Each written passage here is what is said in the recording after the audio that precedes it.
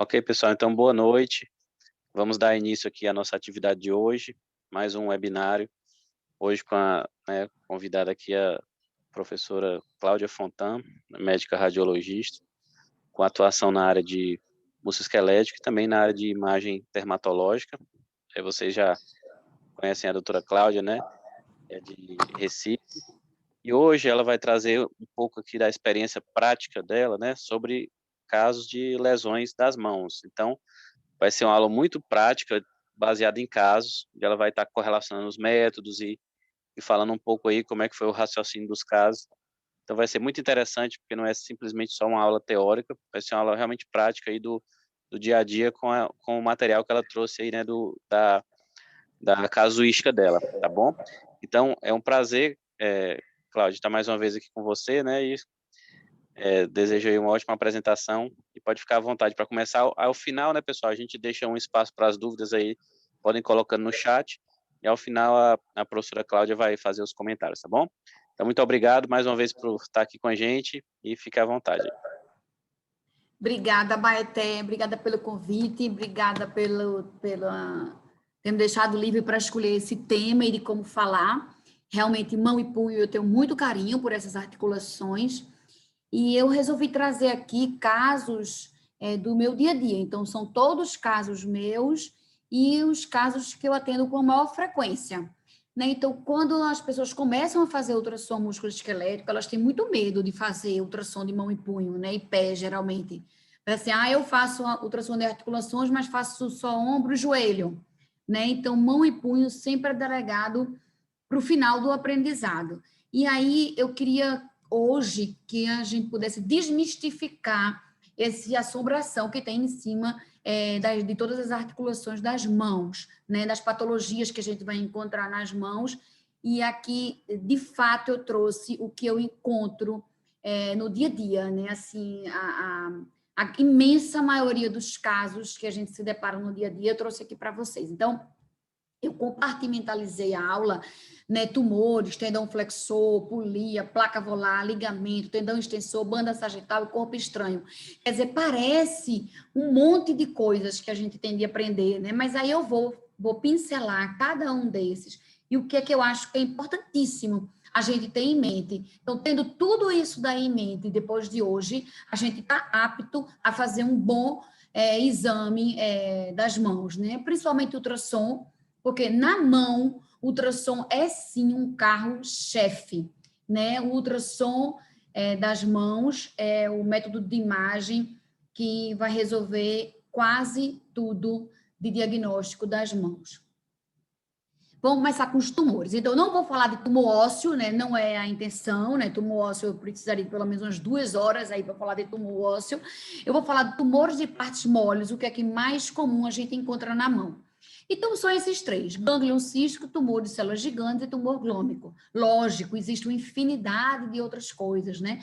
Os cistos de inclusão, os cistos epidérmicos, os fibromas, os sarcomas, né? Vários outros tumores, mas são casos raros, né? Como a minha intenção é trazer a massa que eu encontro no dia a dia, então eu tenho essas 3 alternativas aí. O gânglio cístico, eu não vou perder muito tempo com ele, porque o gânglio cístico, apesar de ser o tumor mais frequente na mão, então, doutora, tem um carocinho aqui, e aponta no punho na mão, gânglio cístico, de olho fechado, gânglio cístico é a imensa maioria dos casos, né? Radiologicamente, na radiologia, a gente identifica com muita facilidade, né, os cistos, como é esse caso aqui. Então, aqui eu tenho um corte longitudinal ampliado da interfalangiana distal e a falange distal, né?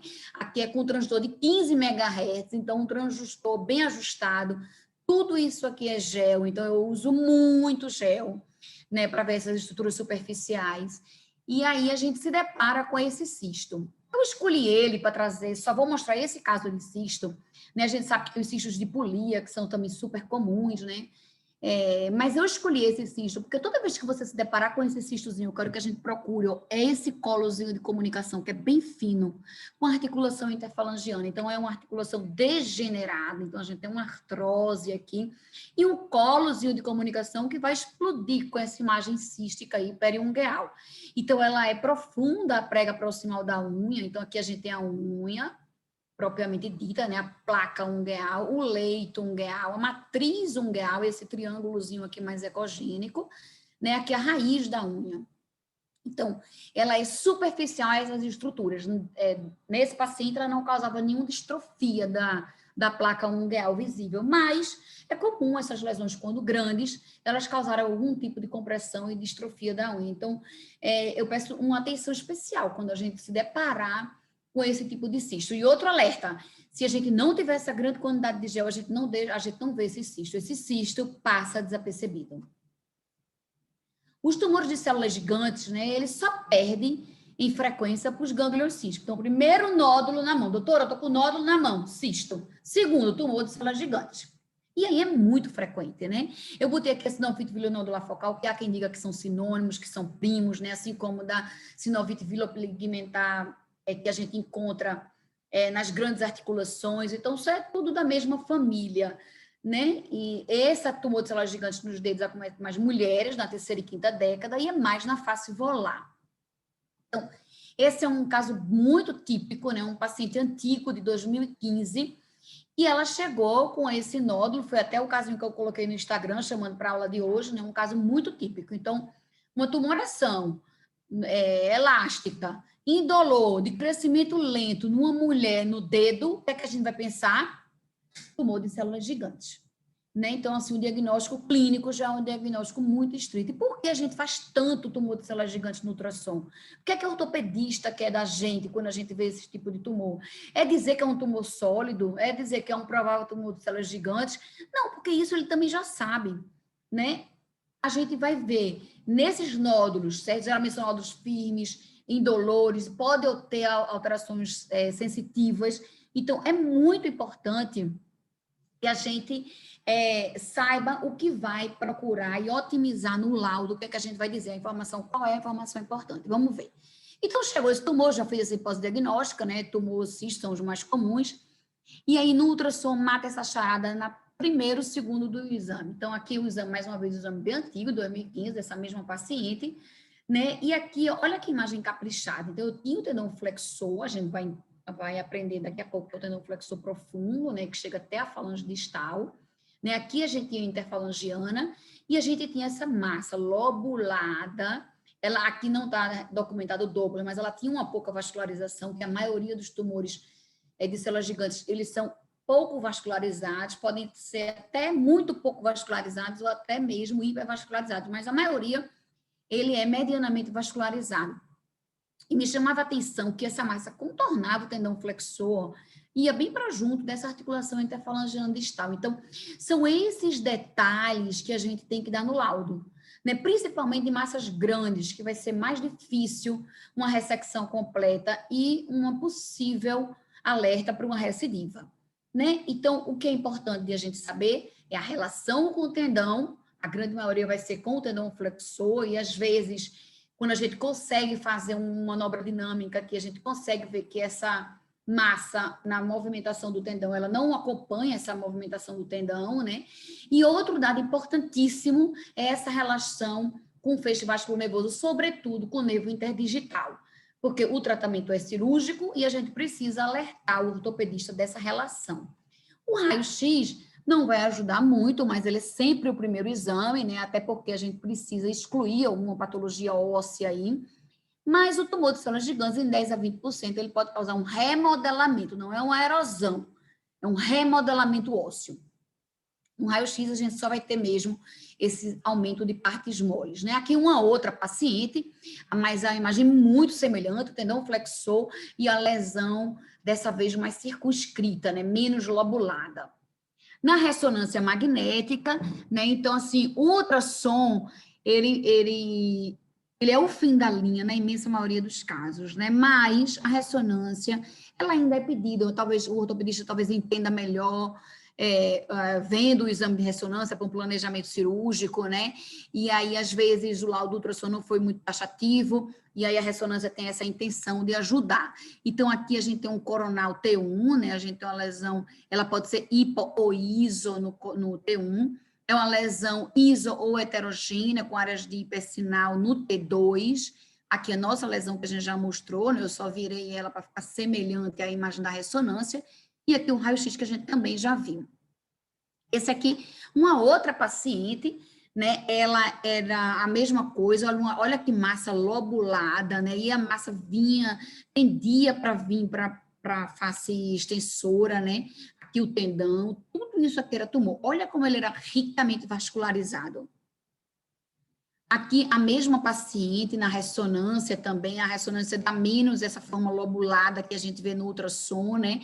Mas essas sequências axiais ponderadas em T1, elas são maravilhosas, porque a gente diferencia muito bem o que é a gordura normal, né? Do que é a massa. Se a gente reparar, o feixezinho vasculonervoso, ele sumiu aqui, né? Então, provavelmente tem um comprometimento. Então, por esse comprometimento, ó, fica em alerta que provavelmente o cirurgião não vai conseguir ressecar ele todo nessa primeira abordagem, né?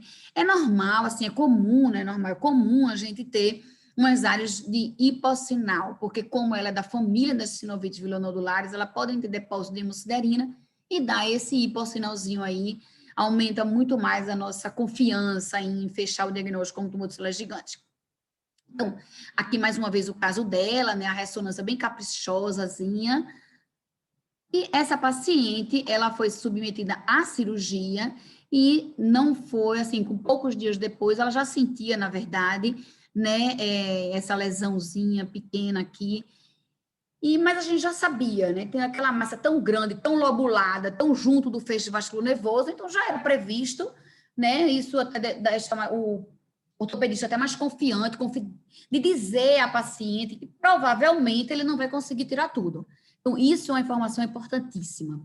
Estou aqui só deixando mais claro que só perde de tumor da mão, só perde para o cisto gangliônico. Então, mais uma vez, chegou com tumor na mão, a gente vai pensar cisto gangliônico e TCG, lógico, não vamos fechar a mente, mas tumor de célula gigante TCG vai ser o que a gente vai ver quase todo o nosso tempo, né?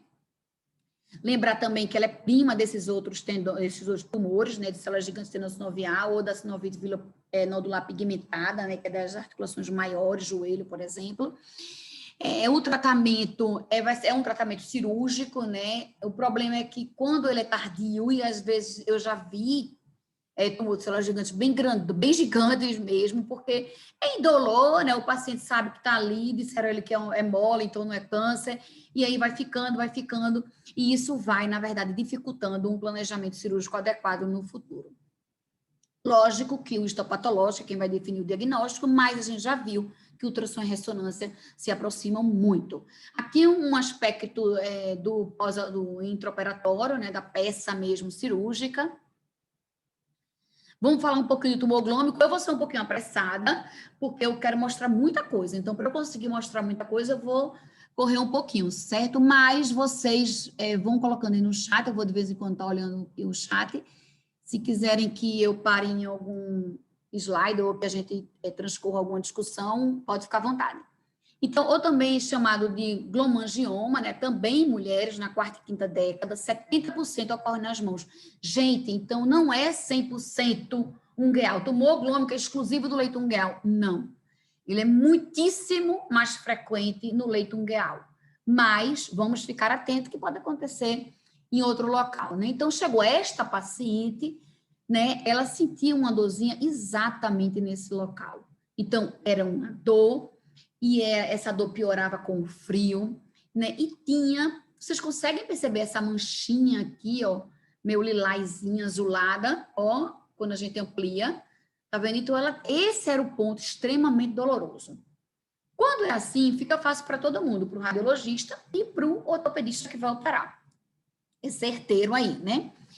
Bom, chegou para mim essa paciente com essa manchinha e aqui o ultrassom dela da unha, né? Então, a princípio, se a gente olha ó, a placa ungueal, né, a placa mesmo, a unha propriamente dita, a placa, o leito ungueal e a cortical da falange distal. Chama a atenção, tem algum tumor aqui embaixo? Olha só, a paciente tem a lesão, a gente viu a lesão, ela apontou, doutora, minha dor é nesse ponto roxinho, né? É a minoria dos casos que me comportam um roxinho. Mas é nesse ponto roxinho, a gente tem que achar alguma coisa. Vamos ligar o Doppler. Quando a gente liga para o Doppler, opa, acendeu aqui, mas também acendeu aqui, acendeu fora com artefato, né? Então, acendeu aqui, aumenta a suspeição, né? Vamos voltar para essa imagem. Olha essa cortical, como ela vem fininha, fininha, fininha, chega aqui a cortical destruída. Tá vendo? Então, esse é um sinal primoroso. Esse é um sinal, eu diria, Cláudia Fontão, nunca li sobre isso, mas eu diria que esse é um sinal primário dos tumores glômicos ocultos. Ocultos porque a gente não consegue ver, seja na sonda de 15, seja na sonda de 18, né? Ou uma sonda maior, então, mas a gente vê que tem essa irregularidade. Então, vamos focar nessa irregularidade, vamos querer achar o tumor aqui, porque ele existe. Né? Então, comparando aqui na mesma unha, só que aqui é a face ulnar e aqui é a face radial da unha. Olha essa cortical lisa e a espessura desse leito ungueal. Olha essa cortical destruída e a espessura desse leito ungueal. Então, o músculo tem essa grande vantagem. A gente tem o outro lado, a gente tem a outra unha, a gente tem a mesma unha no outro local, né? Então a gente pode comparar. Tá na dúvida? A clínica é muito soberana? Vamos comparar, vamos dar uma ajudazinha a gente mesmo. E agora eu vou mostrar uma sequência de tumores glômicos que alguns fáceis e outros difíceis de ver, mas o aspecto se repete muito. Uma imagem nodular diminuta, milimétrica, né? Essa daqui, na verdade, esse paciente tinha 2 tumores glômicos, esse aqui era 2 por 1, né? O Doppler acendia bem no Doppler, tá vendo aqui, ó, mudava o transdutor, aqui no corte transversal, uma imagenzinha difícil, mas a gente precisa querer achar. Né? Aqui o segundo tumor glômico dela, 1 por 1, ó, pior ainda de ver, tá vendo? Ó, bem pequenininho, mas tá lá, é só procurar. Aqui nessa imagem, ela era 1 por 1, na verdade, esse daqui, os tumores glômicos, eles podem ser multifocais em 10% dos casos. Aqui nesse outro paciente estava muito fácil de ver, né, com esse transdutor aqui de 18 MHz, mas com o de 15 também dava para a gente ver. Assim como dava para ver, ó, a irregularidade da cortical e o aumento da vascularização ao Doppler.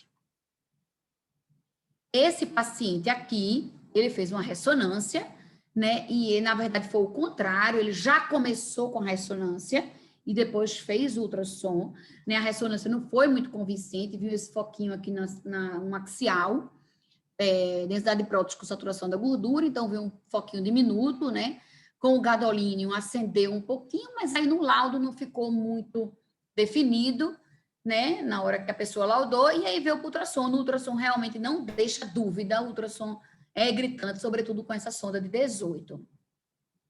Aqui um outro caso, já um tumor maior, tá vendo? Também com remodelamento ósseo, mudou um maiorzinho, com remodelamento ósseo. O Doppler ajudou aqui? Não. Então, nem sempre o Doppler vai ser esse pontinho aqui aceso. Nem sempre. Muitas vezes a unha, às vezes é muito vascularizada, esse padrão é muito variável, né? Eu particularmente, no meu dia a dia, quando eu faço um ultrassom de leito ungueal, principalmente para ver o Doppler, seja por psoríase ou por tumor, eu sempre comparo a vascularização de todos os leitos ungueais, porque eu vejo isso, que tem essa alteração na vascularização, né, de paciente para paciente, essa é uma opinião minha, tá, pessoal? Então, vai ver vascularização, estuda mais de uma unha, estuda o outro lado. Nesse caso, o Doppler não me ajudou em nada, né? Mas a lesão era gritante aí. Aqui um outro caso, tipo do como oculto, né? Praticamente a gente não vê o tumor, mas a gente vê o remodelamento ósseo, né? A gente vê o aumento da vascularização nesse local. Então, não viu o tumor, viu o remodelamento e viu o aumento da vascularização no local, não tem dúvida, né? Aqui, esse aqui, por que eu coloquei oculto? Porque ele já veio com vários ultrassons normais, né? O paciente tinha muita queixa de dor no leito ungueal e ela vinha com ultrassons normais. Na verdade, é uma imagem caprichosa, né? Eu escolhi a melhor imagem do exame para trazer para cá, mas claramente ela tinha essa erosão aqui. E não só a erosão, mas ela tinha um tecido, né, invaginando nessa erosão. Essa era a ressonância dela, que saiu como normal, né? Mas retrospectivamente, talvez eu pudesse achar que isso aqui era o tumor glômico dela, né? Esse laudo saiu como normal e por isso ela veio fazer ultrassom. Essa paciente foi para a cirurgia, e aqui uma imagem ampliada, né, o achado realmente de uma lesão pequena e invaginada na cortical. Esse outro, a mesma coisa, tá vendo? As imagens super se repetem, né? Aqui fica fácil, né? São tumores grandes, com a erosão, pouco vascularizados, eles podem ser pouco vascularizados. Aqui também eu deixei os maiores fáceis para o final, mas se você for reparar aqui também, a gente nesse corte transversal, ó, tem um degrau nessa cortical óssea, tá vendo? Olha como ela vem normal, normal, e esse degrau, essa irregularidade da cortical óssea. Então, olha como chama atenção essa irregularidade, né? Aqui o tumor grande, ele fica fácil em todos os métodos de imagem. Na ressonância não deixa nenhuma dúvida, né? Aqui uma imagem invertida que a gente faz só para ficar bonitinho aí mesmo, mas ela, na prática, para tumor pequeno também, ela ajuda muito pouco, né? Outro paciente com tumor glômico grandão. Então, o tumor glômico, né? Eu não vou me deter a isso aqui não, porque isso a gente tem muito disponível aí, tem vários trabalhos já publicados do que é, né? É só enfatizar que 75% ele está no leito ungueal, né? E leito ungueal e no subcutâneo, né? E geralmente do primeiro ao quarto dedo. Eles recidivam, sobretudo aqueles tumores glômicos. Esse era um paciente, ele já chegou para mim assim, né? Ele tinha essa distrofia do leito ungueal, talvez uma manchinha roxeada aqui, já com diagnóstico de tumor glômico. E aí ele realmente, esse era o primeiro exame dela, na verdade, esse aqui é o exame inicial dela, era uma mulher, né? Então, ela já era um tumor glômico grande, né? E aqui também um filminho dela, o exame dela inicial. Deixa eu parar aqui assim, ó. Tá vendo o tumor aqui? E aqui... Opa! E aqui a recidiva. Olha como a recidiva, lógico, ela operou, ficou ótima. Ótima não, ela disse que sempre permaneceu com dor, e aquela dor voltou a aumentar bastante, o tumor voltou maior do que era, né? Então, olha o que esse tumor fazia. Então, aqui a gente tem cortes coronais, densidade de prótons com saturação da gordura, e aqui em T1, né, ponderada em T1, então ela é hiper nas sequências sensíveis a líquido, né, e ela é hipo no T1, aqui uns cortes axiais também com densidade de prótons com saturação e T1, onde a gente vê o tumor que ele extrapola o leito ungueal, ele vai para fora do leito ungueal, confirmado aqui nesse corte sagital. Aqui também um filminho dela, só para mostrar de forma dinâmica, né, como esses tumores, principalmente os grandes, assim, são fáceis de ver, né, salta aos olhos. E lembrar que isso era uma recidiva, um pós-operatório.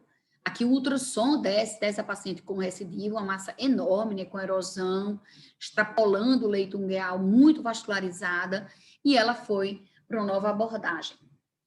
Vamos agora falar dos tendões flexores, né? Então, o que é que eu preciso saber de tendão flexor? Essa anatomia flexora, ela parece complexa, mas ela, na verdade, ela é muito bonita, ela é muito sapida, né? Essa anatomia flexora, né? A gente precisa, para a gente ter esse movimento fino, refinado nas interfalangianas, a gente precisa mesmo de uma complexidade desse nível aqui. Então, vamos tentar deixar mais claro. A gente tem, né, do segundo ao quinto dedo, o tendão flexor profundo e o superficial. O polegar é um caso à parte, eu vou falar dele rapidinho depois, mas do segundo ao quinto dedo a gente tem o tendão flexor profundo e o superficial, né? Então, o profundo vem profundo, né? Lá desde o antebraço, passa pelo túnel do carpo até chegar nos dedos, ele chega profundo como profundo e superficial como superficial. Né? Nessa falange proximal, mais ou menos na metade, ou no terço proximal da falange proximal, o que acontece? Esse tendão profundo, ele continua reto até a falange distal, a inserção dele. Então, o tendão flexor profundo não tem mistério. Ele vem reto até se inserir na falange distal. O tendão flexor superficial, ele vem superficial até esse ponto, né? E aqui ele se divide nessas bandas, certo? Essa divisão nessas bandas forma esse quiasma, por onde o flexor profundo se superficializa. Então, nesse ponto aqui, o flexor profundo se superficializa e o flexor superficial abraça o profundo e se aprofunda. E ele se aprofunda para se inserir na base da falange média. Então, essa figurinha a gente tem que olhar para ela e dormir pensando nela. Vai fazer um ultrassom de mão, a gente não pode esquecer dessa figurinha do Rádio Sócio. Eu adoro o Rádio Sócio, acho que lá tem artigos científicos de altíssimo nível, né? As pessoas que publicam lá são pessoas muito boas e eles têm esses desenhos esquemáticos que realmente desmistificam para a gente toda essa complexidade aí. Né? Aqui também eu vou falar dessas vínculas, né? Essas vínculas, elas quem nutrem, principalmente, um dos meios de nutrição do tendão é através dessas vínculas, né? Elas são pré-sinoviais, com vascularização do tendão, e elas também, além de nutrir, elas dão uma certa firmeza a esses tendões aí. Né? Aqui uma peça anatômica, né, cortada, o flexor profundo foi cortado aqui, tirado do nosso caminho, para a gente ver o flexor superficial se dividindo nas duas bandas, né? Repara que essas duas bandas se inserem separadamente na falange média. E aí, esse artigo também é um artigo muito legal, né? Ele dá essa anatomia de 3 Tesla, né? Então, se a gente, vamos voltar aqui um pouquinho, se eu pegar aqui na cabeça do metacarpo, eu tenho o flexor profundo, sendo profundo, o flexor superficial sendo superficial, né? E separado, como eu tenho aqui. Profundo, profundo, superficial sendo superficial. Aqui a gente aprendeu que é onde o flexor superficial ele vai se aprofundar e abraçar o tendão profundo, e o tendão profundo vai se continuar. Então, mais uma vez, o tendão superficial se aprofundou, né? Circundou o profundo, se aprofunda para se inserir na falange média, e o tendão flexor profundo ele se continua para se inserir na falange distal.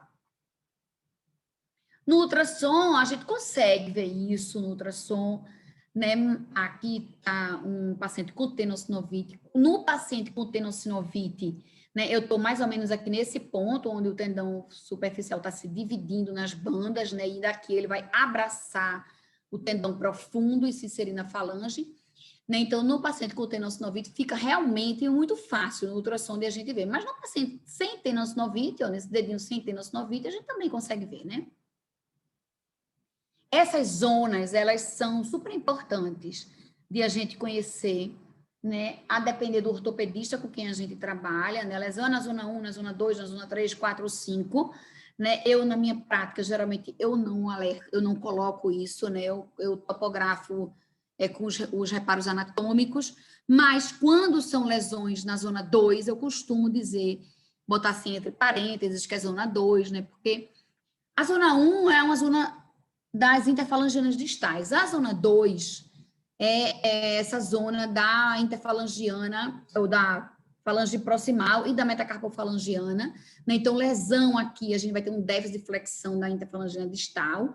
Lesão nessa zona 2, a gente vai ter um déficit nas duas, interfalangiana distal e proximal. Por quê? Na zona 1 é a zona que se insere somente o tendão flexor profundo. Então, lesão do tendão flexor profundo isolada, só tem um déficit na interfalangiana distal. Lesão mais proximal, se eu pegar os dois tendões, eu vou ter déficit nas duas interfalangianas. Né? Só que, às vezes, eu posso ter uma lesão completa do flexor superficial e profundo, mas eu tenho as vínculas preservadas, né? É uma situação rara, mas pode acontecer, e você tem um certo grau de flexão aí, mas com ruptura completa desse tendão, né? A laceração na zona 2, né, ela é um prognóstico incerto. Né? Por isso que toda vez que tem uma lesão na zona 2, eu coloco aqui zona 2 entre parênteses, né? Porque ela é uma lesão que causa aderência, que pode dar encarceramento, porque os dois tendões estão nesse túnel ósseo fibroso aí, apertados, todos os dois juntos. Né? Então, são muitas estruturas anatômicas aí que podem ter sido lesadas. Então, no exame físico, a gente já sabe, né? Se tem déficit na interfalangiana distal, lesão isolada do flexor profundo.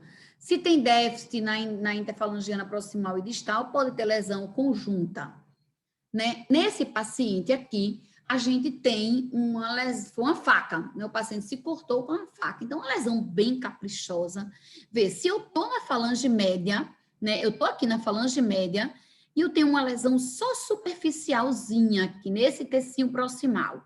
Então, se eu tenho uma lesão só superficial nesse terço proximal da falange média, né? Ó, nesse falange média, nesse terçozinho proximal, eu tenho uma lesão do flexor profundo, né? Fica fácil de a gente ver. O Doppler, eu gosto de Doppler para tudo, eu gosto de Doppler, inclusive para lesão traumática. E aí eu mostro que tem essa tentativa do nosso próprio organismo de reparar, né? Mandando esse aporte sanguíneo. É de fundamental importância a gente quantificar o quanto desse tendão foi lesado. Então, a gente faz uma regrinha de 3 simples, né, e a gente vê, restou desse tendão 67% ainda de integridade. Né? Provavelmente, com tanta vascularização e com tanta tentativa do organismo reparar esse tendão, pode-se optar por um tratamento conservador. Né? Então, aqui mostrando o trajeto da faca, né? E é importantíssimo também a gente ver os nervinhos interdigitais e a gente atestar a integridade deles. Esse artigo também é bem legal, né? E aí ele traz essa classificação, né? Aqui mais uma vez aqui mostrando, ó, o tendão flexor profundo, ele continua-se reto lá até a falange distal. O flexor superficial na falange proximal, ele se divide, dando esse quiasma por onde vai passar, vai entrar, vai transpassar o flexor profundo, e ele se insere de forma separada na base da falange média. Então, a depender do nível de lesão, de ruptura desse tendão, a gente tem essa classificação. Né? Então, o tipo 3 é quando a gente tem uma lesão bem distal lá, uma avulsão, uma lesão na inserção, avulsão ou não, né? Mas uma lesão na inserção do tendão. Aqui, o tendão está inserido normal, né? Mas a lesão foi ao nível da interfalangiana proximal, e aqui uma lesão com uma retração tendínea mais acentuada, que é o tipo 1. Né? A gente tem que ter em mente que quando a gente tem lesão e essa retração, né, essas vínculas nutridoras, aqui representadas de vermelho, né, porque elas vêm da artéria interdigital, então essas vínculas nutridoras, elas vão interromper o suprimento sanguíneo. Então, fica claro para a gente entender que esse tipo de lesão, ele merece uma urgência maior, né? Ele diz a gente uma gravidade maior do caso, né? Porque é mais difícil ele trazer esse tendão de cá para cá, sobretudo se for esperar muito tempo, e outro, o suprimento sanguíneo do tendão está comprometido, né? Nesse paciente, ele prendeu o dedo na porta do carro e forçou para tirar. Veja só, ele prendeu e forçou. Por algum motivo não conseguiu abrir a porta do carro e foi puxar o dedo. E isso fez uma avulsão, né, do tendão flexor. Então, a gente tem aqui um corte longitudinal do ultrassom, né, o tendão flexor, e aqui a gente vê o tendão flexor terminando nesse fragmento ósseo irregular, avulsionado dessa inserção distal aí, né? Então, a gente tem que tipo de lesão? Essa lesão tipo 3, né? Exatamente essa avulsãozinha e ainda o tendão contido aqui, esse coto tendíneo contido e inserido no fragmento ósseo. São coisas importantíssimas para a gente dizer. Esse outro paciente era um homem de 43 anos, né? Então, ele teve um trauma há 4 dias, né? Nem ele sabia direito explicar exatamente como foi o trauma, mas ele estava no barco, e aí a âncora, jogou a âncora, o dedo preso na corda, e ele tentou puxar, e a corda, a âncora afundou com o dedo dele lá sendo tracionado, né?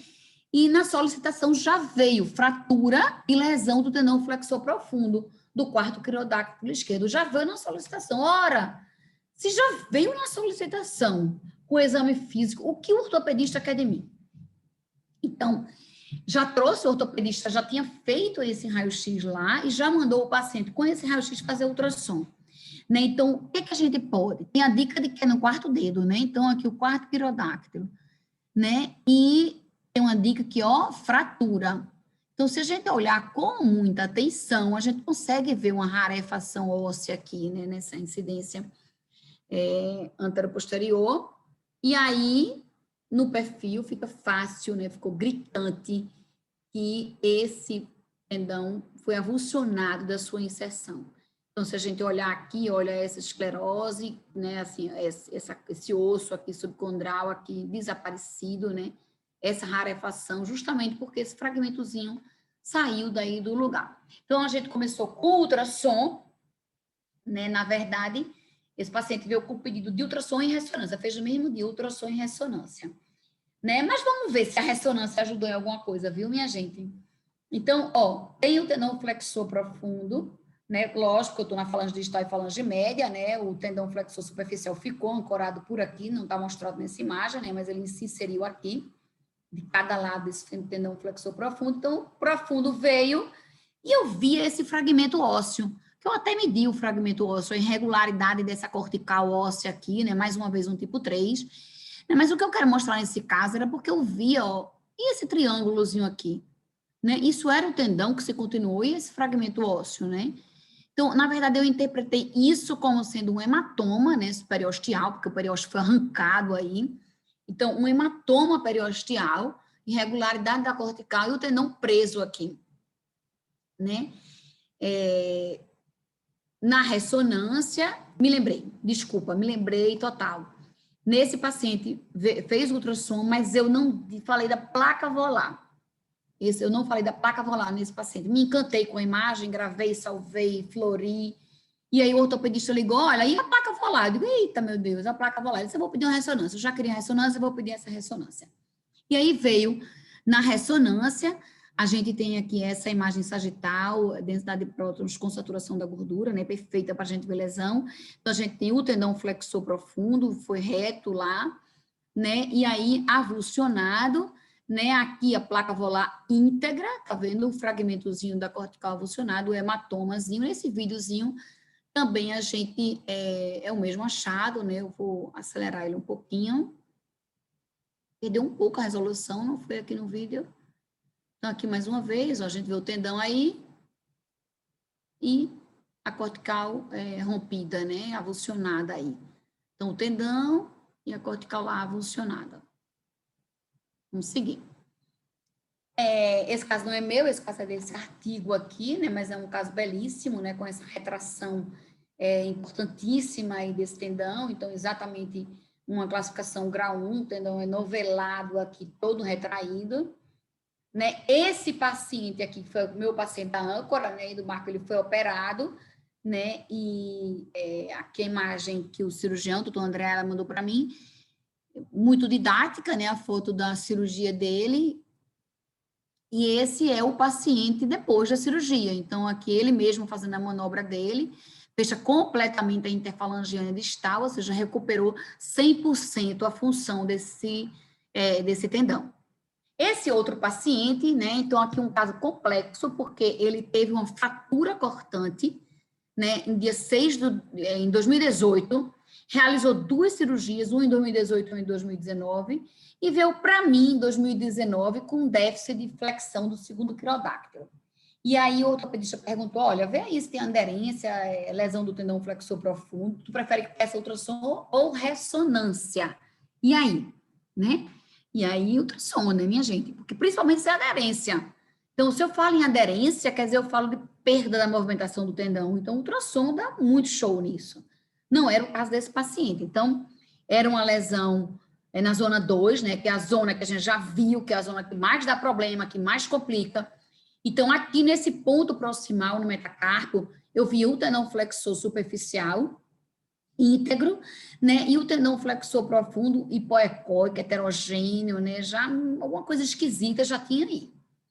Eu fui seguindo, e quando eu cheguei aqui na metacarpofalangiana, o que é que eu pude acompanhar aqui? Então, eu tenho aqui o flexor superficial, e aqui embaixo o flexor profundo, e esse coto tendíneo. Tá vendo? Olha só, quando a gente... Isso é um caso, foi um trauma, nesse caso aí tinha sido 1 ano atrás, o paciente fez 2 cirurgias, né? Então, é um ultrassom que a gente precisa ter um olhinho treinado mesmo. Mas o que chama a atenção desse coto procura por essa sombra aqui, ó. Procura, esse coto sempre dá uma sombrinha, né? Mesmo o coto tardio, mesmo o coto mexido, né? Ele dá uma sombrinha que ajuda muito a gente. Então, ele tinha esse bolo, né? Eu considerei o coto, eu não considero daqui, eu considero de onde eu vejo um tendão sadio até a interlinha articular. Então, é importante a gente dizer esse nível de retração, né? Desse tendão. Então, não tinha aderência, realmente era uma re-rotura desse tendão, como a literatura já descreve, são uma zona complicada, né? E um pouquinho mais distal, né, no coto distal, então, porque a gente chama isso de coto proximal, no coto distal, eu vi um fio cirúrgico, né? Então, certamente, foi uma cirurgia aqui e rompeu aqui, né? Ficou o ponto de âncora, né, distal, e o coto proximal retraiu para aquele nível ali. Também, só para mostrar você, tinha essas duas âncoras aqui, né, são esses artefatos, né. E esse paciente, ele também tinha um neuroma. Então, o nervo interdigital, eu não falei de nervo hoje, porque não ia caber, né, mas, assim, é um assunto maravilhoso, lindo, é um assunto lindo, né, a gente pode até combinar uma outra aula de nervo periférico, né, mas a gente vê aqui, ó, tá vendo aqui minhas setinhas ficaram clarinhas, mas dá para ver o nervo interdigital. A gente não vê o nervo interdigital assim, tão bonitinho, né? Tão espesso e hipoecóico. Aqui no corte transversal era um nervo. Então, era um nervo, eu não sei dizer se. Não, eu não vi a transecção do nervo, então não sei se isso era uma lesão que ele tinha antigo, esse nervo foi reparado, né? Ficou uma história meio nebulosa, mas enfim, ele tinha um neuroma traumático, né? Ele tinha um espessamento focal do nervo. Então, a polia, né, a gente emenda tendão flexor com polia, porque a polia é justamente quem segura o tendão flexor aí, né? Com tanta movimentação que a gente faz nos dedos, a gente precisa de alguém que segure o tendão juntinho da cortical óssea, né? Que impeça essa movimentação desse tendão. E na face flexora, a polia vai fazer essa função. Então, mais uma vez, do segundo ao quinto dedo, a gente tem as polias aciformes, né, que é 1, 2, 3, 4, 5, e é fácil de a gente saber, porque as polias ímpares, elas são nas articulações. Então, metacarpofalangiana é a polia 1, né, a do dedo em gatilho, a polia A3 é na interfalangiana proximal e a polia A5 na interfalangiana distal. Disparadamente, lesões de polia 1, que é o dedo em gatilho, é lesão de polia mais corriqueira, né? E, na verdade, é uma lesão super frequente. E a gente vê no consultório do ultrassom, né? As polias pares, elas estão interpostas entre a polia ímpares, né? Então, tem a 2 e a 4, não tem mistério. Então, a gente tem que saber que polia ímpar está nas articulações. Metacarpofalangiana e nas interfalangianas proximais e distal. E a polia par está entre essas ímpares, né? As polias cruciformes, elas são mais difíceis de a gente ver, tanto no ultrassom como na ressonância, né, na resolução que a gente tem disponível hoje em dia. Então, a gente vai se prender à polia A1 e à polia A2. É importante a gente saber e ter em mente todas essas polias, porque a gente, de vez em quando, né, raramente, mas a gente se depara com lesões complexas de tendão, né, de placa volar, de ligamento, e que tem uma lesãozinha de uma ou outra polia, que não seja a A1 e a A2. Então, elas são túnel, ela forma esse túnel osteofibroso, né? Ela nada mais são do que um espessamento da bainha sinovial, e elas garantem a estabilidade biomecânica durante a flexão. O polegar, como eu falei, é um caso à parte, né, dessas polias, então, e do tendão flexor também, a gente não tem flexor superficial e profundo no polegar, a gente só tem o flexor longo do polegar, né, e ele vem isolado desde lá do túnel do carpo, e é um tendão único, flexor único, e as polias também. As polias, a gente tem as polias A1 e a polia A2, né, que são nas articulações, né, ela não tem polia, só são essas polias A1 e A2, tem essa polia oblíqua e essa polia que ela é variável, a existência ou não dela, né, aqui essa imagem belíssima desse artigo. Então, a gente tem a polia A1 e a polia A2, a polia oblíqua, não tem muito mistério, né, no polegar, e essa polia variável. Então, a polia A2 normal, ela é muito comum a gente encontrar esse pouquinho de líquido envolvendo essa polia A2 aqui. É super comum de a gente ver isso. Não é patológico, né? Isso é fisiológico, essa quantidade pequena de líquido, e ela presenteia a gente com essa polia A2 linda. Então, na imagem longitudinal, a polia é essa linhazinha hiperecogênica, que a gente consegue ver muito bem aí, né? A polia A1 aqui no corte transversal do ultrassom, ela fica com essa região central hiperecogênica e as regiões laterais por artefato, porque ela é, né, ela é curva assim, ela fica hipoecóica aí. Aqui uma polia claramente espessada, então, quando a gente tem espessamento de polia, né, com o tenossinovite, consequente tenossinovite, né, que muitos chamam de tenossinovite estenosante, né? Se a gente olhar no local da estenose, isso para todo local, né, minha gente, de músculo. Se a gente olhar no local da estenose, eu não vou ver líquido aqui, né? Eu não vou ver sinovite nesse tendão, e pelo contrário, o tendão ele fica angustiado, fica redondo, não é um tendão normal, ele é achatadozinho, os dois tendões, a gente não vê superficial e profundo separados aqui, normalmente, né, numa situação fisiológica, né, mas eles são achatados. Numa estenose severa dessa polia, né, tudo isso aqui, ó, é a polia, essa banda hipoecóica aí, então esse tendão ele fica mais redondinho. A lesão da polia A2, né, eu vou falar logo nela porque ela é mais breve, a lesão da polia A2 geralmente é nessas escaladas, né, que acontece, então rompe a polia A2 e o tendão se afasta do osso, na verdade o tendão ele é obrigado a se afastar e com essa força de afastamento essa polia rompe, né, então aqui a gente tem ó, o tendão flexor, né, líquido, e olha a distância da cortical para esse tendão flexor. Né? Então, eu não estou vendo a ruptura da polia 2, mas eu estou vendo o tendão longe, né, da cortical. Tem que prestar atenção, porque eu estou no meio da diáfise dessa falange. Né? Se eu olhar nas extremidades, o tendão vai ser longe mesmo da cortical. Né? Aqui nesse desenho esquemático não mostra, mas nessas extremidades, o tendão ele se afasta um pouquinho mesmo da cortical. Então, cuidado para não estar dando ruptura de polia em todo mundo. Então, a gente não vê a ruptura em si, mas a gente vê no terço médio da falange esse tendão flexor afastado. E outra coisa, compara, minha gente, com o outro lado, olha aqui o tendão afastado, líquido, e o tendão bem afastado. E aqui o tendão colado com essa cortical. Né? Então, compara, vamos se valer do que a gente tem músculo esquelético. É diferente de fígado, que só tem um, é diferente do cérebro, que só tem um. Músculo, a gente tem quase sempre duas ou mais estruturas para serem comparadas. Então, esse é um dedo em gatilho, né? Agora vamos falar da polia A1, né? Então, esse é um exame físico do dedo em gatilho, o paciente trava e gatilha mesmo, né? O paciente chega, já sabe, esse é bem popular esse nome, pelo menos aqui na minha região, o paciente já sai com esse dedo em gatilho, porque trava e solta de vez, né? Então, aqui a gente tem o tendão flexor, né, no longitudinal, e aqui a gente vê, ó, olha, a polia bem espessada, né? E aqui o tendão formando essa corcovazinha. Então, aqui se a gente desenha ó, a polia espessada e aqui essa corcova. Essa corcova tem um nomezinho, nódulo de Nota, que eu não uso não no dia a dia. Mas existe esse nomezinho, né? O Nota, ele que descreveu isso, o nódulo de Nota.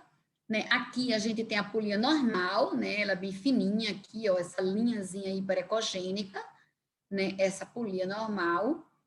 Desculpa esse nomezinho, eu publiquei no ano passado, eu acho, esse videozinho, e aí eu tirei de lá agora para botar na aula. E aqui a mesma coisa, ó, essa polia espessada, causando até uma laceração nesse tendão aqui e formando o nódulozinho de Nota. Opa! Então, aqui, ó, formando esse nódulozinho de Nota, que é exatamente isso aqui, a polia angustia o tendão e forma esse nódulo aqui. Né? O tratamento pode ser um tratamento conservador, né? Injetando um corticoidezinho, liberando isso daí, ou um tratamento cirúrgico mesmo, como é esse caso. E se a gente perceber aqui, ó, ele vai mostrar aqui na movimentação do tendão, mais uma vez, um agradecimento público ao doutor André Ayala, ó, ele vai mostrar aqui o nódulozinho, quando faz a flexão, ó, tá vendo? Aparece o nódulozinho, ó, o nódulozinho. Então, realmente, exatamente como a gente vê no ultrassom, né? Bem bonito. Passando rapidamente pela placa volar, né? Uma estrutura estabilizadora, né? Um tecido fibrocartilaginoso, então ela se encontra na face volar das articulações, ela tá aqui em vermelhinho, ó. Tá vendo? Ela em vermelhinho, ela tem muita relação com os ligamentos colaterais, né? A lesão de placa volar, ela se dá na hiperflexão, né? E ela pode estar associada à lesão dos ligamentos colaterais, gerando uma instabilidade articular. Então, por isso eu vou apresentar os dois juntos, a placa e o ligamento. Aqui essa figura mostra muito a intimidade da placa volar com os ligamentos colaterais. Né? Então, essa paciente, toda vez que a gente tiver lesão de ligamento, pensar em lesão de placa. Toda vez que tiver lesão de placa, pensar em lesão de ligamento, né? Elas andam muito junto nesse mecanismo de lesão. Então, uma placa volar normal a ultrassom, é facílimo de ver essa placa volar, né? E aqui a ausência da placa volar, ela rompeu e ela retraiu-se proximal. Aqui, mais uma vez, uma ruptura da placa volar, olha. Então, aqui o lado direito normal, ela é meio trapezoidal, tá vendo? Hiperecogênica, e aqui ela tá rota, né? E aqui ela foi avulsionada, então tem essa lesão da cortical avulsionada. Essa era uma paciente jogadora de vôlei que também tinha ruptura da placa volar e de ligamentos colaterais, então a gente não vê a placa volar tópica aqui no lugar dela, vamos procurar ela mais proximal, ela aqui migrada, né, uma avulsão completa dessa placa volar. Aqui o ligamento colateral normal do ultrassom, e ele aqui já espessado com essa irregularidade da cortical, tá vendo? Olha a cortical como é bem lisa, e aqui irregularidade da cortical. Olha, mais uma vez, ele bem espessado. Então, realmente são lesões que correm juntas. Essa paciente teve essa luxação desse dedo, né? Foi para a emergência, foi reduzido e chegou para mim. Quando o ortopedista mandou esse raio-x pelo WhatsApp, eu disse, caraca, ela vai ter tudo aí, né? Ela vai ter tudo quanto é lesão, um compêndio de lesão. Minha gente, olha o que ela tinha, uma lesão safada da placa, uma lesão distal da placa, uma lesão frustra dos ligamentos colaterais. Ela só tinha isso. Cadê o edema ósseo? Mas isso aqui eu não sei lhe dizer exatamente quantos dias foram, mas foram poucos dias depois daquela luxação. Né? Então, olha, ela tinha uma lesão realmente do ligamento colateral, né, distal. As duas, quase completa, uma lesão quase completa dos dois, né? E uma lesão pequena. Então, realmente, esse caso, assim, ele me pegou, eu revi esse exame umas milhões de vezes, eu esperaria ter muito mais coisa aqui, né? Os tendões, nem aí os tendões para essa luxação.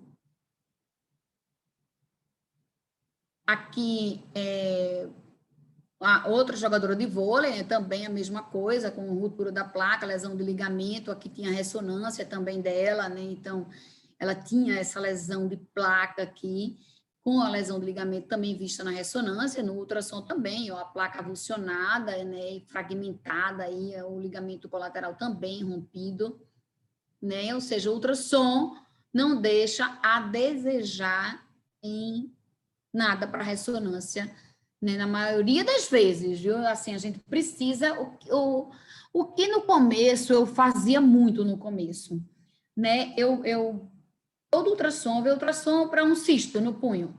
Mas eu ia lá e olhava a placa volar, olhava o ligamento, olhava o que era normal. Então, a gente se acostuma a olhar com o que é normal. Tem nada a ver com o meu exame, mas você está lá vendo o que é normal. Outra coisa que eu fiz muito, o paciente fazia ressonância, tinha esse diagnóstico, né, porque eu pedi para fazer ressonância, porque a gente aprende no início, né, lá alguns...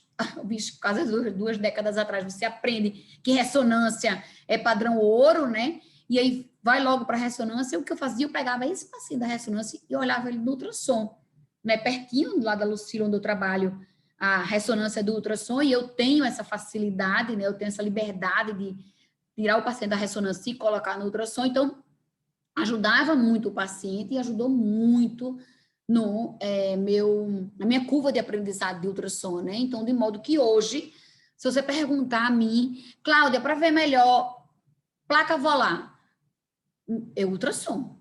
Eu acho assim, é melhor, não é que é melhor, vai dar mais lesão, mas é um exame super rápido e é um exame que você vai ver muito bem a placa volar, né? Naquele primeiro paciente da ruptura, eu não vi, foi displicência, né, porque eu me encantei com aquela lesão, então eu não gastei tempo ali vendo a placa volar, né, lesão de ligamento,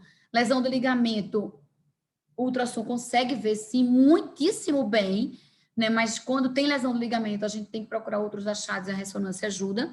Quando é depósito de cristal, que eu também não botei na aula, mas é uma coisa super comum na mão, quando tem depósito de cristal, tiro da ressonância, coloco sempre no ultrassom, e eu vejo sempre o depósito de cristal no ultrassom, e na maioria das vezes eu olho para a ressonância que eu mesmo vi, procuro o cristal e dificilmente eu acho.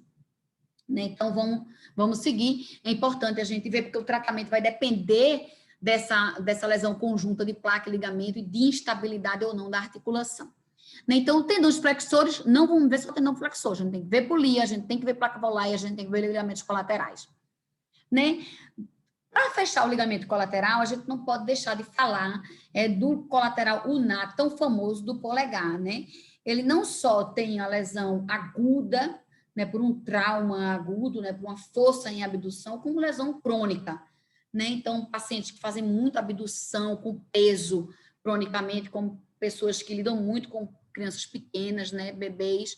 Então, ela foi inicialmente descrita nas pessoas que matavam esse coelhinho, eu acho. É uma história bem que eu nem prefiro até esquecer, mas é um mecanismo de torção, né, que fazia ter essa lesão aguda, né, ou como nas pacientes, nas pessoas que usavam esqui. E aí, a lesão de Stener, que é a mais temida de todas, né, é uma lesão máxima e cirúrgica, né, em quase sua totalidade.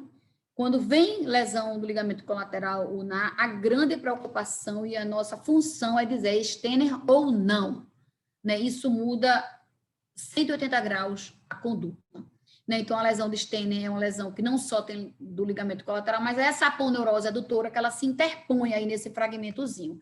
Então, aqui uma lesão clássica, não deixa dúvida alguma, né? A gente vê o ligamento, parece uma massa, né? E ele é descrito mesmo como essa forma de mesh-like, que rompe daqui, se retrai, forma uma massa, e a aponeurose adutora totalmente interposta, então isso não vai cicatrizar sem cirurgia nunca, né? Aqui um videozinho para mostrar também de forma dinâmica. Então, a gente acompanha aqui a aponeurose adutora, o tendão, o ligamento, a aponeurose adutora aqui, né? Deixa eu mostrar bem direitinho a vocês a aponeurose adutora e aqui o ligamento interposto na aponeurose. Essa imagem aqui é bem bonita. Ó, o ligamento interposto na aponeurose adutora. Então, é cirúrgico esse caso, não deixa muita dúvida para outra conduta, não. Então, essa paciente era uma professora infantil, trabalhava nos 2 turnos, né, e tinha trauma repetitivo. E ela tinha lesão de placa volar, muito bem vista no ultrassom, né? Tá vendo a placa volar fragmentada dela, e a lesão de Stener. No ultrassom, Cláudia Fontana, não consigo ver a interposição da aponeurose, né? Mas eu vejo que tem uma lesão aqui, o lado esquerdo, né? Normal, o ligamento colateral não é normal, e aqui o ligamento completamente desinserido e formou essa massa. Então, no ultrassom, eu digo que tem desinserção, que tem retração, que configura essa massa, entre aspas, né? E que certamente é uma lesão de Stener aí, mas o ortopedista, ele sempre pede a ressonância mesmo para confirmar isso daí, porque realmente muda muito a conduta, né? Doppler, como eu disse a vocês, eu uso Doppler para tudo, eu não trabalho sem Doppler em nada, nem músculo, nem pele, né? E eu vejo que tem essa vascularização, sinovita, esse tecido de reparação, né? E aqui a ressonância dela, a lesão da placa volar com líquido, né? A lesão dos ligamentos colaterais e essa retração com interposição dessa aponeurose aqui, configurando a lesão Stener, já suspeitada no ultrassom, né? Aqui outra imagem, a mesma coisa, né? Formando uma massazinha like, interposição da aponeurose, também não deixa dúvida, essa paciente era de crossfit, né? Esse caso foi um caso que deixou dúvida. Então, olha só aqui, eu não tinha essa retração, né? Eu tinha lesão do ligamento aqui, tá vendo o ligamento colateral, totalmente avulsionado, não tive dúvida, não tinha retração, não tinha massa, mas era um ligamento mais espessadinho, né? E a aponeurose era aqui. Então, eu tinha o ligamento afastado, se a gente vê o ligamento colateral, ele é bem coladinho, ó, então ele era um ligamento afastado, e a aponeurose, ela não se insinuava.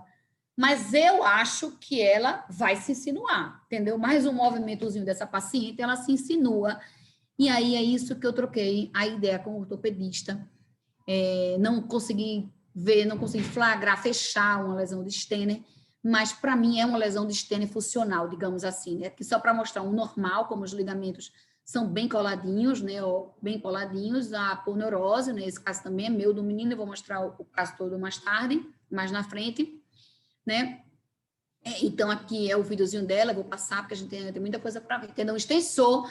O tendão extensor, como eu sabia que ia dar a hora ia estar muito adiantada, né? O tendão extensor, na verdade, a gente tem um aparato extensor, né? A gente tem, eu botei aqui a anatomia simplificada, porque realmente eu simplifiquei muito, demais aqui, né? Isso merece, depois que a gente pare e fale novamente desse tendão extensor. Mas Da mesma forma, eles caminham juntos somente até a falange proximal, e aí a gente tem a banda central, que se insere na base da falange média, né?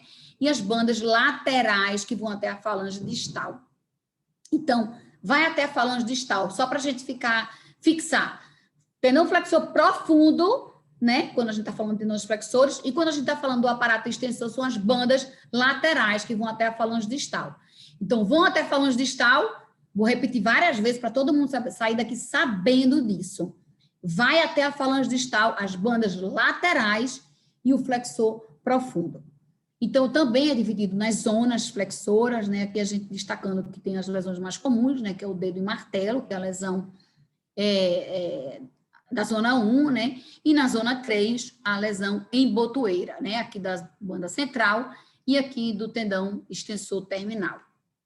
Então, esse era um paciente com o dedozinho dele em martelo, né? Então, aqui já fica na nossa mente a possível lesão do tendão extensor terminal, que ele pode ser uma lesão do tendão em si, ou o tendão está totalmente íntegro, inserido, mas a cortical avulsionada, né? Então, aqui, mais uma vez, a lesão em martelo. Esse paciente chegou com esse raio-x, né? Então, era um raio-x, se a gente vem sem nenhuma historinha, um raio-x inocente, né? Mas alguma coisa a gente suspeita aqui, ó. E, mais uma vez, o perfil salvando o gongo, né? A fragmento ósseo avulsionado aí desse paciente aqui. Então, o tendão extensor, bem fininho, né? Um tendão mais ingrato de a gente ver, tanto no ultrassom como na ressonância, mas se vê, né? Mas é um tendão mais ingrato do que o flexor. Então, é um tendão fininho sempre, e é um tendão inserido nesse fragmento avulsionado. Mais uma vez, repara a intimidade dessa região, né? E só para um adendo a vocês aqui, que essa região é um dos links do músculo esquelético com a dermato, né? Que é justamente essa interfalangiana com o tendão extensor terminal e essa placa ungueal aqui, nesse leito ungueal. Então, essa é um dos pontos, um dos elos que une músculo esquelético e dermato, e daí que, geralmente, quem gosta de músculo vai gostar de dermato também, né? Radiologista. Então, aqui mostrando o local de onde foi esse fragmentozinho avulsionado, né? Esse é outro paciente, nem é meu, é de literatura, mas mostrando também um dedo em martelo na ressonância. Esse paciente também é meu, ele não tinha uma avulsão, mas era um tendão bem espessado. Lembra que a gente falou, o tendão extensor, um tendão ingrato no ultrassom, que é bem fininho. E esse é um tendão que está de graça, né? Espessadaço aí. Então, certamente, uma lesão antiga e um trauma repetitivo, né? Uma coisa crônica. Então, de tendão extensor, a gente tem dedo em martelo e agora o dedo em botoeira. O dedo em martelo é do extensor terminal, o dedo em botoeira é da banda central, a lesãozinha da banda central, né? Então, o paciente chega com essa flexão fixa aí da interfalangiana proximal, e é isso aqui que a gente vai procurar nos exames e vai ver, né? E não muda o aspecto, essa lesão da banda central. O tratamento pode ser o tratamento conservador, né? Ou o tratamento cirúrgico, depende se a lesão é completa parcial, se é o tempo da lesão e o local da lesão, né? Então, esse paciente foi tratado com cirurgia, né? E evoluiu muito bem. A banda sagital, para a gente terminar essa parte densa, né? A banda sagital. Então, lembra quando a gente falou tendão flexor? Tendão flexor, a gente tem que lembrar das polias e da placa volar. Tendão extensor, a gente tem que lembrar da banda sagital. Então, essa banda sagital é ela que prende esse tendão, é ela que prende o tendão extensor aí, faz como se fosse um papel da polia, é como se fosse uma polia extensora, né? E aí, geralmente é dedo do boxeador, porque a história que a gente vê no dia a dia, o paciente que esmurrou alguém, né? Ou esmurrou a parede, ou esmurrou, ou foi numa briga aí. Então, policial é comum também policial por causa de briga, de murro, né? E aí rompe e o tendão luxa. Então, é isso aqui que acontece, esse caso é de literatura, né? Rompeu a banda sagital, quando a gente tem a manobra dinâmica, que a gente também vê no ultrassom, ele luxa. Geralmente, o aspecto radial da banda sagital é o mais comum de ser rompido, né? Aqui, esse artigo lindíssimo dessa peça de cadáver, né? Mostrando uma ruptura provocada aqui, a banda sagital, se a gente romper a banda sagital, o tendão extensor luxa, né? Aqui uma foto do ultrassom, quando eu pedi ao paciente que fechasse a mão, como se ele fosse dar um murro mesmo, como esse paciente que era policial, acho que ele era coronel, era alguém assim, era alguém da polícia. E aí ele tinha essa luxação aí dessa banda, desse tendão extensor pela lesão da banda sagital. Esse adolescente brabo deu um murro na parede, e aí o que é que eu tenho? Aqui tem esse exame é bem recente, ele tem um corte longitudinal aqui, né, no ultrassom, então a gente vê aqui o tendão extensor, e eu já vi que tinha essa área hipoecóica aqui, né, um espessamento até da pele mesmo, né, uma trauma, uma paniculite, mas ele tinha essa lesão hipoecóica aí, contornando esse tendão extensor, né? Na ressonância que ele fez, também tinha a mesma coisa, o aspecto, o tendão extensor e esse hematomazinho, edemazinho aqui, superficial. No corte axial do ultrassom, então, eu tinha o tendão extensor, né, que eu já vejo ele mais espessado, né, eu vejo ele meio irregular, tá vendo, heterogêneo. A banda sagital aqui, dessa face ulnar preservada, né, a da face radial espessada, hipoecóica, com hematoma, né, também aqui, Doppler, mais uma vez, então, é um tendão heterogêneo, né, com aumento do fluxo interno, em definição dessa face radial da banda sagital. Na ressonância, aqui são cortes axiais ponderados em densidade de prótons com saturação da gordura. Aqui no nível que a gente está cortando aqui. Então, eu tenho uma ruptura completa, né, dessa banda sagital, com esse hematoma, que a gente consegue também ver aqui, a ruptura com esse hematoma, né? E ele também tinha, a gente já começa a olhar aqui, o ligamento colateral, o ligamento colateral de um lado normal e o outro ligamento espessado, com sinal atenuado, né? E aí, a mesma coisa, além da ruptura da banda sagital, ele tinha uma lesão desse ligamentozinho. Esse outro caso, a mesma coisa, essa banda sagital aqui, mas na face ulnar, ela é espessada, né, aqui na ressonância, mostrando também uma ruptura dessa banda sagital, né, na face ulnar, que não é a mais comum. O tratamento, geralmente, ele é conservador mesmo, né, e para terminar, eu gostaria de passar para vocês corpo estranho, mas por que corpo estranho é frequente? Nem é tão frequente, sabe? A gente vê, né? Mas assim, não, é menos frequente do que essas lesões todas que eu já mostrei. Mas por quê? Eu acho que, assim, talvez o médico solicitante, ele não saiba como o ultrassom pode ser uma arma poderosa para corpo estranho.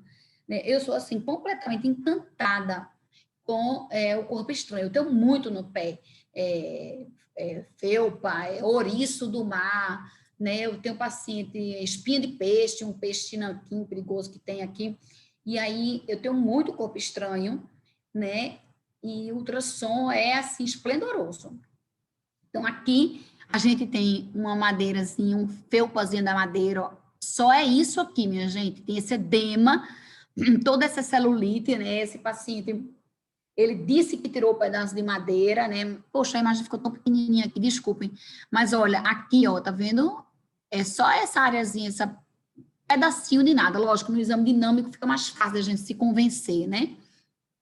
E aí aqui, lindíssima essa imagem, né? Esse é um caso da doutora Roberta, também um ortopedista de mão, e a gente tem vários corpos estranhos juntas aqui, né? Ela tem esse paciente que foi um vidro, né? Então, aqui eu tenho um transdutor de 18, a gente já consegue ver os 3 fragmentozinhos do vidro, né? Então, onde achava-se que era um fragmento, tem 3. É importante medir essa distância daqui para a pele, né? Aqui com a sonda de 18, fica assim muito linda, né? Lindíssima essa imagem aqui com a sonda de 18. E aí, aqui a mesma coisa, um vidrozinho de pipeta, né, bem fininho, né, minúsculo esse vidro de pipeta, isso tem que ser tirado com o auxílio do microscópio, é difícil ver o olho nu, né, na ressonância, essa paciente começou pela ressonância, né, aqui foi uma imagem bem ampliada, né, mas, assim, olhando retrospectivamente, alguma coisa tem aqui, né, não é ela, porque ela não é tão grande, não sei, mas retrospectivamente a gente consegue ver que aqui realmente era o corpo estranho dela na ressonância, mas no ultrassom é muito mais fácil de ver, né? Mais fácil, mais rápido, e é mais fácil também para ajudar, marcar e tentar tirar isso aí em conjunto. Minha gente, corri tanto para tentar mostrar tudo, mas ainda faltou muita coisa de nervo, eu queria falar, faltou parar um pouquinho para falar do tendão extensor, mas eu sinto que a gente vai me deixar para uma próxima oportunidade. Deixa eu parar de compartilhar aqui minha tela.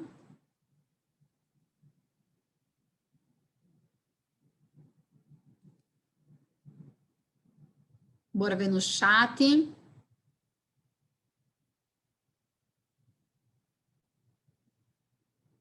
Ai, eu tô só nos prints aqui. Ai, obrigada, minha gente. Muito ótimo. Que bom que vocês gostaram. Bom mesmo. Você usa anteparo entre o transdutor e a superfície? Álvaro perguntou. Não, Álvaro, eu não uso anteparo. Eu uso muito gel, muito gel. Eu devia ter colocado uma foto aqui, eu fazendo ultrassom do dedo, sabe? Mas hoje, inclusive, a gente tem um grupo de várias pessoas do Brasil, e hoje a gente, Júlia, ela mostrou, Bruno ajudou Júlia, lá em São Paulo.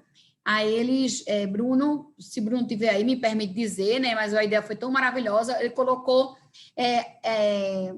água na luva, e aí ele usou com a luva, a imagem ficou lindíssima, né? Eu nunca tentei, vou tentar, eu conheci isso hoje, né? O Quitecozinho famoso, eu até tenho lá na Lucila onde eu trabalho, mas não uso, né? E outra opção também é usar uma bacia de água, que eu também não uso. Assim, eu gosto muito de muito gel, sabe? Assim, eu me habituei a usar muito gel. Mas aí fica essa dica que eu aprendi hoje, dessa luva cheia de água, que a imagem que ele mostrou é excelente. Ai, Beta, minha parceira, ortopedista de mão, estava aí na aula, que bom. Ótimo, minha gente, obrigada. Deixa eu procurar aqui outro. Espero que seja bem próximo. Vamos montar, vamos até não pode ficar para a aula toda, mas vou combinar com ele de a gente fazer.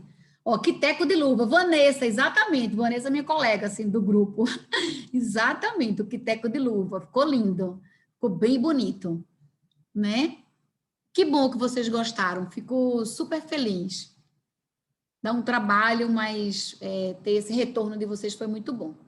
Gente, muito obrigada, né? Eu passei um pouquinho da hora, eu ia tentar terminar em menos de 1 hora, mas é tanta coisa, eu me empolgo tanto que passei. Obrigada, pessoal. Boa noite, viu? Até a próxima. Eu vou falar com a Baeté e a gente anuncia uma próxima.